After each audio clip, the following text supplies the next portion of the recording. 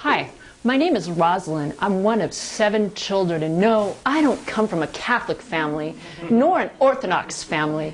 You see, my parents were really special people, and they decided they wanted to make the world a brighter place. And so today, I'd like to tell you about my family. Let's begin with my mother and father. My mother was born in 1929, and my father was born in 1927. They began in Philadelphia, Pennsylvania. My mother worked on the boardwalk in Atlantic City, and my father was drafted into the Merchant Marines. It was shortly after he came back from the Marines that they left Philadelphia and moved to Chicago, where they began a family. They had 7 kids, but the first 4 were in Chicago. The first one was my oldest sister, Judy, born in 1953. She basically became the caretaker of the family. Following her, 5 years later, were my twin sisters, Robin and Debbie. To know them, they were competitive to the max. One of the sisters, Robin, is a physical therapist, and the other one, Debbie, is a pharmacist.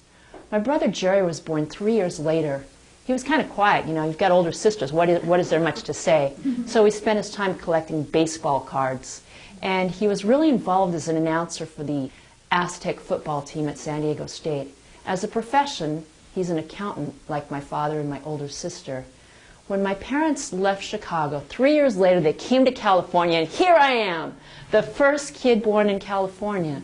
Well, in my life, one of the things that my father taught me was the gift of gab. And I learned from my mother the importance of sales, and so my first career was in selling Spanish media. And for the longest time, I've been a public speaking teacher. Next after me, 3 years later, became my brother Mitchell. He was called Mitchell the Pistol. Yeah, that's right, Mitchell the Pistol. He always got in trouble. He was the kid who could never shut up. He had what is known as attention deficit disorder. As a career, he followed my lead, and he was selling cars. He went to mortgage finance, and I'm sorry to say he got in trouble. In my family, when people get in trouble, we don't kick them out of the family. You have a family for life. For the good or the bad, your family stays with you. Next is my youngest sister, April. She was born 3 years later. They call her the mistake, but she wasn't quite the mistake. She was everything from a clarinet player. She did the flags when she was in high school, and she now works in marketing for a plastic surgeon where she helps them to improve their marketing plans. When you think about my parents, you say, how did they do it? 7 kids. Well, when they came to California, my mother didn't drive, and they came up with an agreement. She would learn how to drive so my dad could make a living.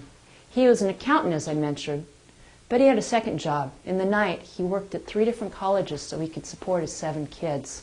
Now, it's amazing with my mother, who didn't know how to drive, she became the super mom of her day. When my oldest sister, Judy, was young, she became the person who was in charge of the campfire troop. Those people were friends of hers all the way to the end of her life. The next time when my younger sisters got into swimming, which is an important part of my family history, she would take them on the ferry across to Coronado before the Coronado Bridge came to be. And my mom was very active in fundraising, as most parents are today, with the candy apples, the C's, the Bates Brothers nuts, and all those things. Well, when those sisters went on to college, she needed to find a new passion. So she decided, instead of driving the kids to swimming, she would begin with newspaper routes. Yeah. We didn't just have 1, we had 2, we had 3. It was a real bonding experience. You had 3 routes, and the youngest 3 kids got to do it all together. Boy, those certainly bring back memories. And it's those special things about the family that ring so near and dear and true to me, because later on in life, there comes a passing where your parents, they leave us. And so I remember when my dad died. He died on his 75th birthday. It was my 40th birthday. And as I stood in front of the audience, I said what I tell the students in my class. You don't just take my public speaking class to learn how to speak. I prepare you to give that speech of your lifetime. When you stand up there and you give that speech, you're going to change people's lives. My father's speech was titled the 19-Year Extension Program. He was an accountant. He nearly died on the table, but thanks to technology, they were able to save his life. Now, my mother passed away just 2 years ago, and she had a horrible battle with dementia. We had a party that was a celebration of her life on her 80th birthday. And family was so important to her that she was surrounded by 4 of her kids in her last and final days. Today I've talked to you about family, and we think about the recent events that have taken part in Connecticut. Our eyes and our hearts are torn by the horrible tragedy that's there. And I hope that in listening to the story of my family, you might take some time to reflect on your very own.